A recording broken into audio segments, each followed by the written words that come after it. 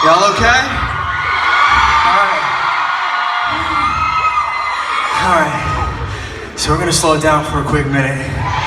That's okay. So I catch my breath. And so in the meantime, I have a little story for you. And it's about my mom, surprise. My mom, after the too much sexy incident, there was another incident where the year after she saw me in concert, and she said, after the show, she comes up to me, she goes, oh my God, thank God it's over. Again, typical parent would say, oh, great job. Do you want to go out for burgers and a shake? Not my mom. She said, I'm so glad it's over because whenever I watch you perform, I get severe anxiety. What? What do you mean? Well, I know you're just gonna mess it up, so I just watch and I just get really anxious and can't wait for the show to be done. And when you go for the high notes, I just kind of look away. Thanks, Mom.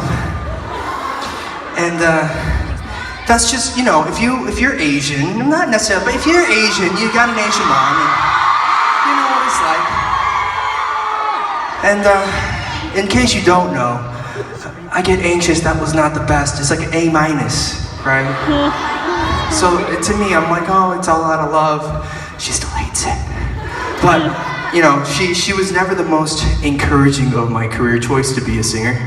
And it's been like 9 to 10 years, and only recently she's been like, oh, okay. All right, I mean, I get it, but like, when are you getting a real job? You know? We've had multiple conversations where we're in Korea, and she's like, so people like you? I'm like, yeah. I'm like, thank you. She'll pull the, people like you. I'm like, yeah. She goes, but why?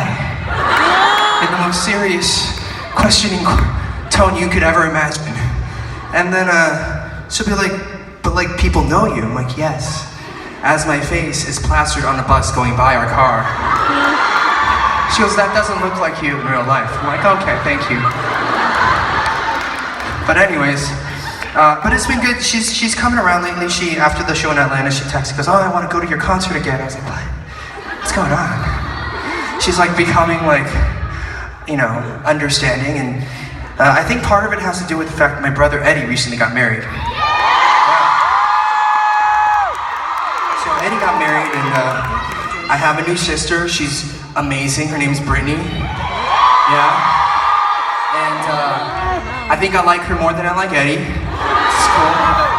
I like their dog more than I like the both of them combined. It's a beautiful golden retriever. Rocky the Golden, beautiful. But it's amazing. But here's the issue. A few years ago when they started dating and things were getting serious, Mom was like, oh my gosh, she's not Korean. She's not Korean. She is American. I'm like, yeah, I know, Mom. I'm American too, so is Eddie. We're all American. And it used to be like kind of in like, we're like, what are we gonna do? But it's okay, you know, we're in 2020. Love is love, it doesn't matter. You know, all that stuff does not matter.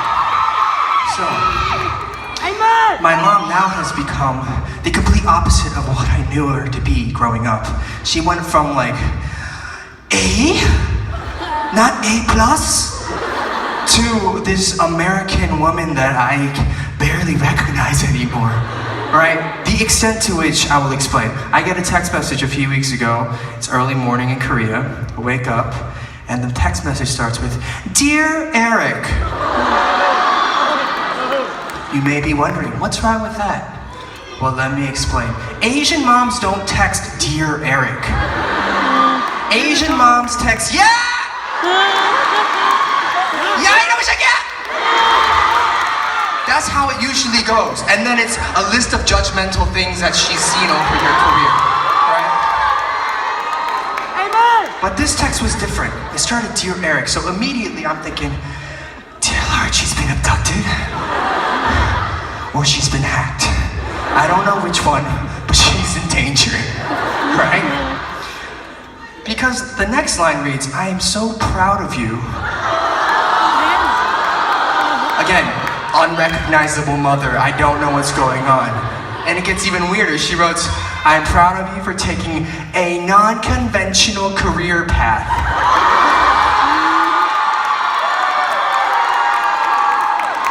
Floored.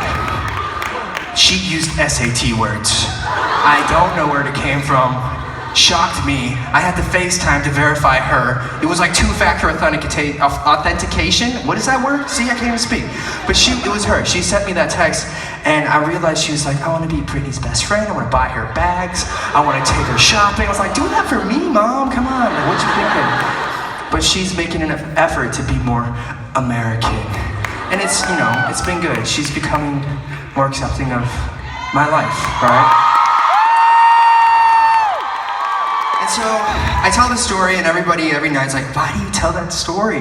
Because it has nothing to do with your career or anything you're doing on stage. Let me come full circle. Here we go. All right, here we go. Ready? The reason I tell this story is because it is the best way for me to paint a picture of how grateful and thankful I am for all of you for being here tonight. Right? So, you could be anywhere else in the world doing anything else on her birthday, right? It's her birthday as well. You could be anywhere doing anything else, but you're here at this concert, and I'm making a great memory. Hopefully you guys are as well, right? But the reason that this means so much is not only because I hope it's a great show and a great memory, but because you choosing to be here is you making a statement saying that you are for a cultural movement for inclusion and for diversity and representation in music, right? And language and color and all that matters, right? Because for me, as a Southern kid from Georgia who had to move to Korea for 9 years to 10 years to come here and play and go on a world tour, it's A, incredible, and I'm incredibly appreciative, but B, also kind of ridiculous that I had to do that for 10 years. for now an Asian American or someone who looks like me to be able to play concerts and do music in the States. So, regardless of who you are, where you're from, what you are, it doesn't matter. Thank you for being here. Thank you for being at my show. And I truly appreciate it from the bottom of my heart.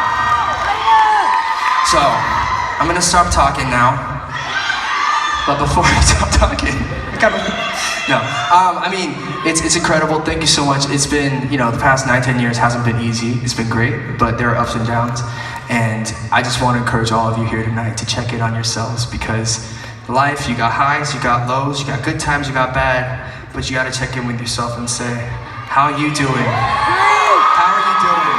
Are you good? Are you happy? Are you healthy? So check in on yourself, check in on the ones around you. And on that note, this next song is called How Am I Doing?